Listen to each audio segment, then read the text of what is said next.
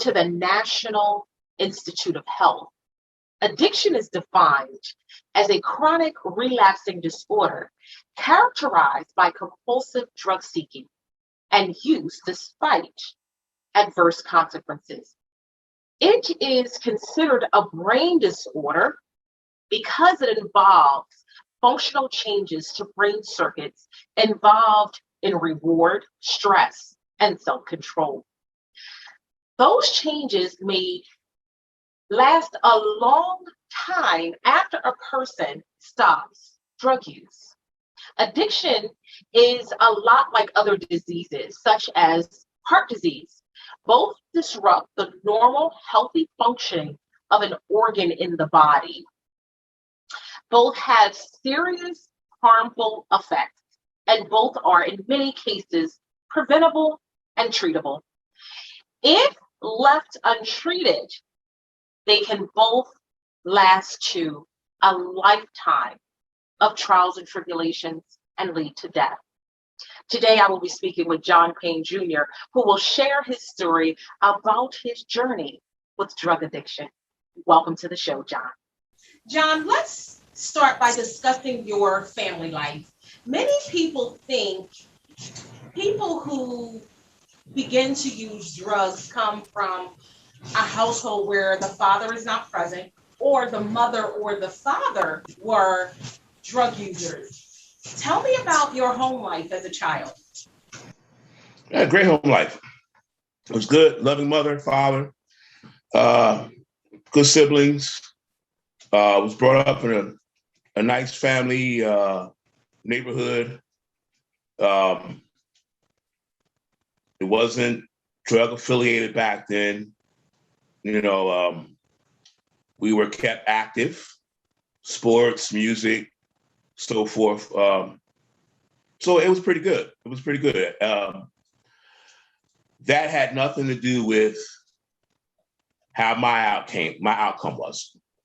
Okay, so tell me how old you were when you first started using drugs. Well, I mean, as a teenager, you know, I dibble and dabble a little bit, smoking some weed, but that wasn't a big thing. I didn't start using hard drugs until I was in my late 30s,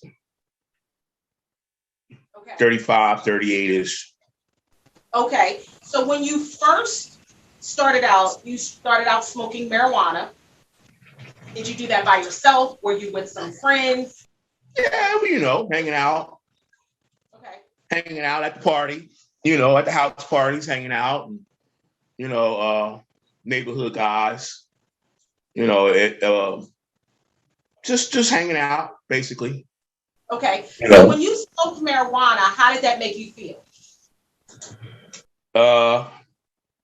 Well, you was high, number one, and it wasn't a feeling that I needed it. It was just something to do at that time. Okay. Yeah. Okay. So you started out smoking marijuana when you were a teen. Walk me through your journey, and when you started smoking marijuana, you went to, and you went to. So walk me through that journey up until you said your late 30s. So the teenage stuff stopped because I went into the service. And like I said, it wasn't like it was an everyday thing. So, you know, able to stop that with no problem. I got through my 20s pretty much, you know, an occasional drink or so, but it wasn't too much marijuana going on then. I started using cocaine, about 35, 36. And I wasn't, it was in the form of snorting it then. And, you know, at first it was like, you know, get a little bit, go to the club, hang out. And then it escalated. And that's when I went to my first rehab. Because the addiction kicked in. And It was no longer a party thing. It was a must-have kind of thing, because I liked it. So that's how the addiction started. As far as drugs, because the addiction starts way before the drugs do. You don't become an addict overnight. It's in you. So whatever triggers it, certain outcomes come up, such as, you have people that are addicted to Pepsi soda, or people that are addicted to cigarettes. You know what I mean? It's an addiction. It's an ailment. And it comes out when it comes out, and that's when that started. And then, like in my early 40s, I used crack cocaine for 2 years. 2 years. And I like that also a lot. Now, Destroyed my family. when you do use and sorry to interrupt you, when you use the crack cocaine, was that in the 80s when it like first came out and took Philly? Right. Well, no. It was after the 80s, because I was in the military in 86. So I didn't start until 96, okay. 97. Yeah. Not about 97. Yeah. Yeah. Because I went to Harrisburg in 2003. So like 97. Okay. So it was already in full bloom. I just never touched it, or I didn't deal with it. I had lots of friends that were on it. I had lots of friends that were selling it. But when it happened, it happened. It happened, and it destroyed my family. Well, it didn't destroy my family. It destroyed the trust that my family had in me. Addiction doesn't allow you to think about no one else but yourself. You try to hide it. You try to camouflage it. You think nobody knows. Although they're looking at you like, hey, you didn't lost 50 pounds there, Chief. So it was hard. So it was hard. You speak about the drug addiction allows you to think about nothing but you and how you can get that next high. With your loving family, did you do some things that you think about now that you have recovered? Do you think about right. the things now that you have done that you said, did I actually do that to my family? Oh yeah. Yeah. And you do think about those things, and sometimes it brings sorrow and pain, and then sometimes you look back on it and you think about it and get a good laugh out of it. Like, I wasn't really fooling nobody when it came to surface, and my family knew, my friends knew. It was no hiding it after that. So you stayed away. My children, I wasn't raising my kids.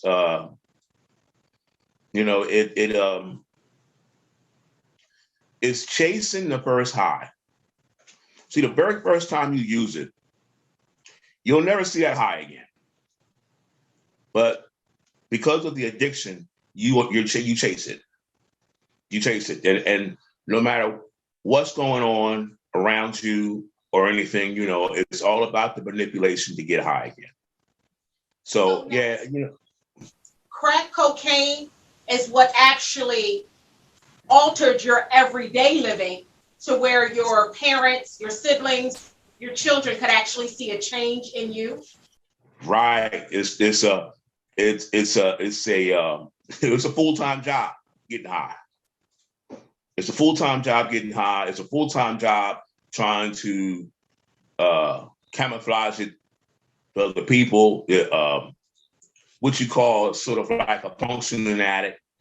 Like, I still went to work. I still got a paycheck. I ain't paying no bills because the paycheck went to getting high. But you camouflage your life that way, and it's different. It's crack cocaine's a different kind of high. It not only destroyed me, it destroyed the whole 80s and 90s.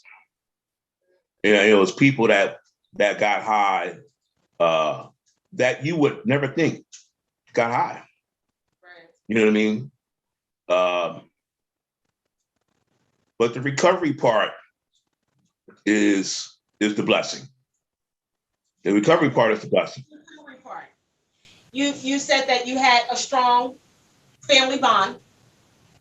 Right. When your mother and father found out about you being on crack, how was that interaction? How did that make you feel? Because you were still getting high at the time. And how did it make you feel to know they know? Feel bad. So crack cocaine, cocaine in general is it makes you paranoid. So when my family found out, there were days when I would get high and swear that my parents was at the front door. So I would hide in the bedroom and wouldn't leave. My family's love means a lot to me. Always have. We have that kind of bond. We have that kind of family. So for me to disappoint them, to disappoint the Payne name was hard. It was very hard. There were some crying moments amongst my family. Probably the first time I seen my dad cry was when he came to pick me up one time, and he was going to take me to rehab. But it was a Saturday, and at that time, nobody took intake patients on a Saturday, so he had to drop me off. And I remember him turning around, he looked at me, and tears was coming down his eyes, and that really, yeah, that was just about the turning point then, because I wasn't just disappointing myself, I was disappointing my mother, my father, my brother and sister. So yeah. All right, that's enough of that. That hurt. Okay. Um, So, and I don't want to get off the parents just yet. So you have your mother and your father. Are they religious individuals? And at any point, do you think they blame themselves for your decision? Yeah, they're very spiritual people. So I just kind of found out a little bit recently that they kind of took a little blame for it. It's not them, and I consistently tell them that it's an ailment. It's a treatable ailment. This addiction recovery is the only treatment for that is talking. The only treatment. You go to Narcotics Anonymous. You go to meetings. Y'all all talk. You get a sponsor. For me, let me back that up. Because I have educated parents, and they taught us to always dig in and study whatever it is you're going to study. Dig in and study it. So I dug in on the matters of the brain. Changing up thought process. You got to change people, places, and things. You can't get strong going into a crack house and say, I'm not going to smoke crack. Right. That's just impossible. The old saying is, if you go to the barbershop, eventually you get a haircut. You can't do it. You got to change. You got to change everything. your thought process, and all. So, and then you got to get open. You got to be open about it.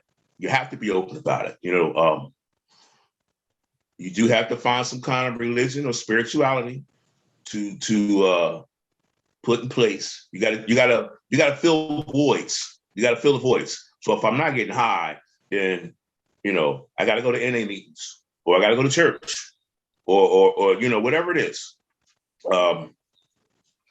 Yeah, you gotta find God though. That's the first step. So let's speak about your recovery. How many times did you go in and out of rehab? And did you go to rehab because you wanted to get clean, or did you go to rehab because your family wanted you to be clean? Both. Both. But it only works when you want to get clean. Right. So I've been through. So back then they used to have things called recovery houses. They were funded. So I went through about 3 of those. I went through 2 rehabs. And they were all in Philadelphia. The one that I went to, Salvation Army in Harrisburg, that's the one that worked. I got away from everything. I got away from the family. And then at that time, I was with my ex-wife. We both went down together. And here's a story. I remember we got there. We weren't supposed to be a couple in the Salvation Army. So one of us had to go. So I left and I went to what's called a mission. It's like a homeless shelter. And they give you 10 days or 14 days if you was a vet. And I remember calling home and I was like, oh, Mom, they kicked me out. Can you send me some bus fare? I need to come. I got to come home. I don't have nowhere to live. And that was the first time that Mom was like, show some tough love. She was like, nah, we ain't doing that.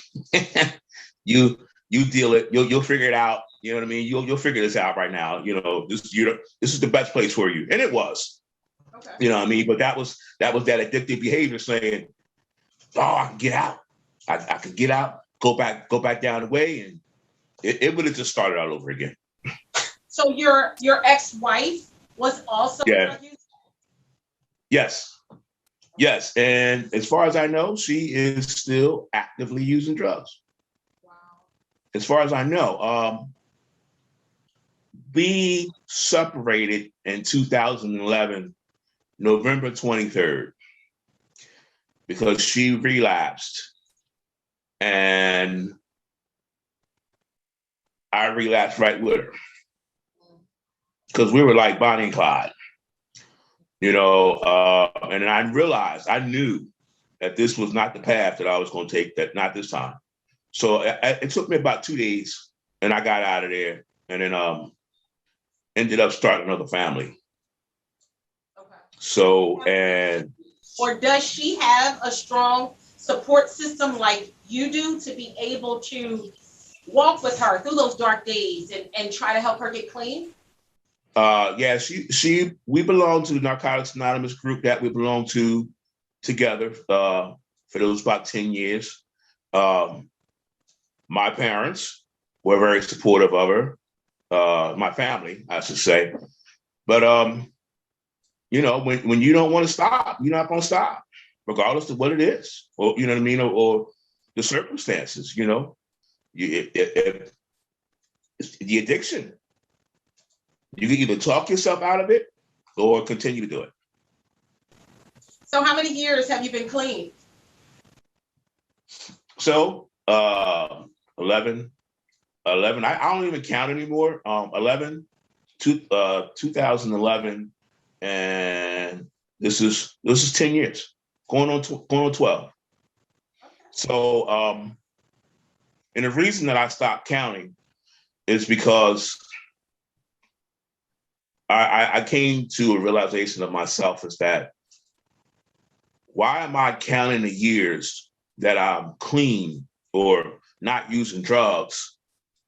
Why am I counting something that I was supposed to be doing anyway. Why am I counting the right thing? You know what I mean?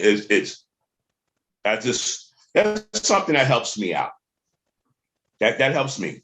You know, I'm just doing the right thing now. So I don't even think about it. It don't bother me.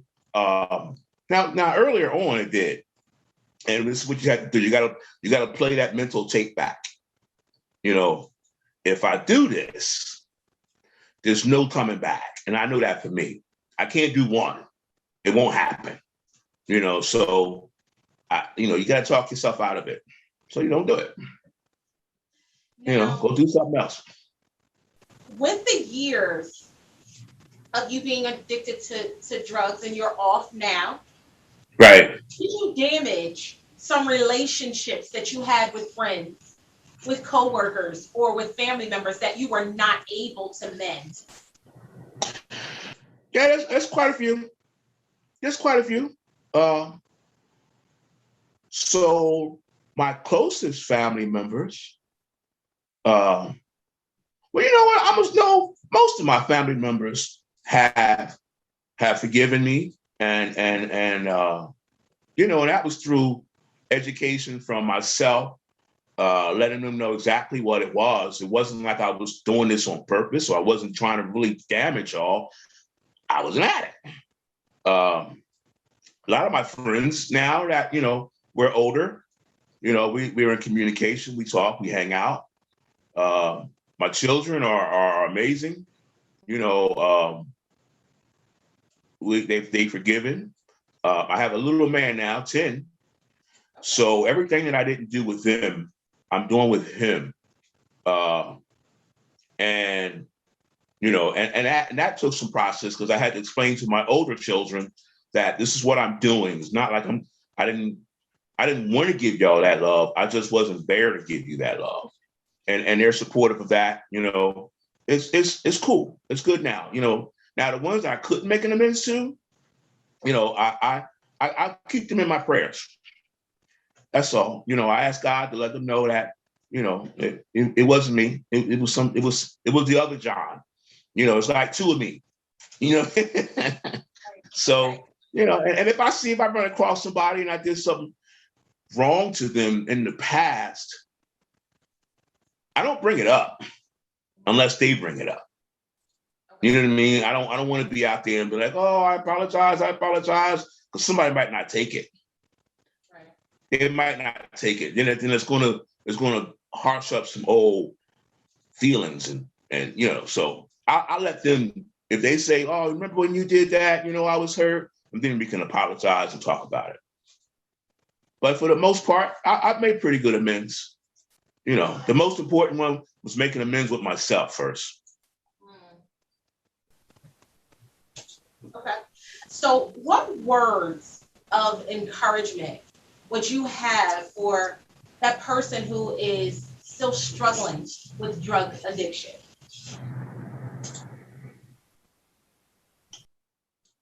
If you can get past one day, you can get past 2 days. If you can get past 2 days, you can get past 3 days. Give yourself a chance. Give yourself a chance. It works. It works. You'll go and talk to somebody in a meeting. You know, and it might take them 3, 4, 5, 6 tries. But if you can get that one initial plant, that one initial meeting, and hear some folk, you know, I almost 90% of the time they'll come back. And it's just a good way of life. You know, you think that the drugs is telling you this is where you're supposed to be. It's not. It's not. You know what I mean? You're an addict. Accept that you're an addict and do something about it. It's just like a person that's bipolar. If you don't take your meds, you know, you're just somebody that's bipolar and not taking your meds. But if you take your meds, then you're recovering. You're helping yourself. So yeah, if you can get past one day, you get past 2. If you get past 2, you get past 3. It's a 1 day at a time process in recovery. one day at a time. You know, don't try to go in and be like, oh, I'm gonna do this. I'm gonna get a whole year this time. Yeah, maybe not. You know, just do it one day at a time. Okay. All right. Yeah, and it's possible. For the viewers who are unaware, John is my oldest brother. We have been through so many trials and tribulations, many fun times, and unforgettable family moments. We are strong together, and we have a strong family bond. We are the Payne family. Nothing or no one can break the bond that our parents have bonded together. Thank you so much for joining me today, John. Thank you for having me. Thank you for joining me today. If you are seeking help with your drug addiction and you are unsure of what service you need, or if you do not have medical insurance, you can contact Behavioral Health Special Initiative, BHSI, at 215-546-1200, Monday through Friday between the hours of 8:30 a.m. and 5 p.m. If you are seeking substance abuse treatment and you have medical assistance or Medicaid, you can contact Community Behavioral Health, CBH, at 888-545-2600. There are many free drug addiction programs in the city of Philadelphia. Please visit the website on the screen. I am praying for your recovery and for your strength, peace, and blessing.